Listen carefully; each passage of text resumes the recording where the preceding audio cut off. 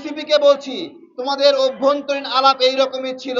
তোমরা এইভাবেই বলেছিলে কারা কারা নির্বাচনে অংশগ্রহণ করবে, কারা কারা নির্বাচনে অংশগ্রহণ করবে না।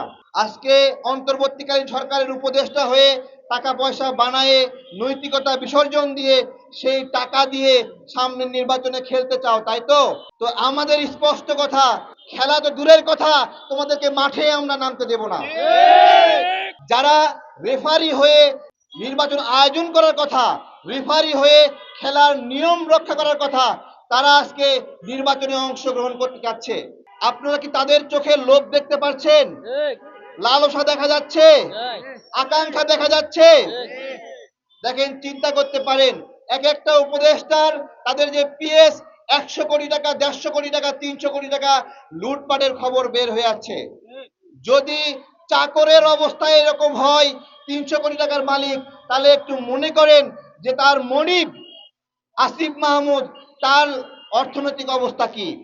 দুঃখজনক, আমরা একসঙ্গে লড়াই করছি, আজকে তাকে ওয়েস্টিন হোটেলের কেলেঙ্কারি নিয়ে লেখালেখি হচ্ছে।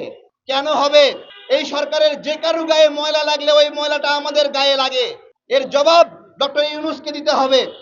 ডক্টর ইউনূস স্যারকে বলছি, আপনি যে সরকার গঠন করেছেন, আপনি যে পরিমাণ সহযোগিতা পেয়েছেন, যে পরিমাণ সহানুভূতি পেয়েছেন, এই পরিমাণ সহানুভূতি কেউ পায়নি।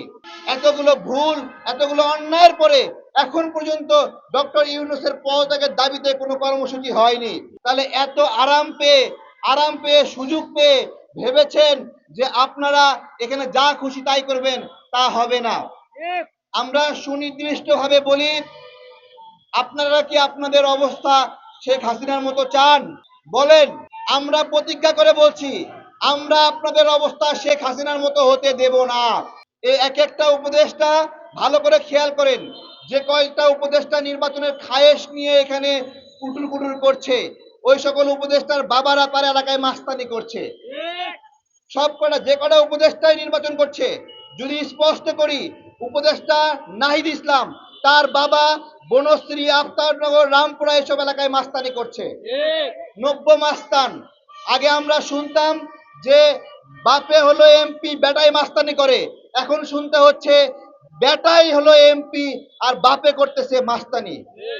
উপদেষ্টা আসিফ মাহমুদের বাবা, তার এলাকার এই মুহূর্তে অঘোষিত এমপি, তাই তো?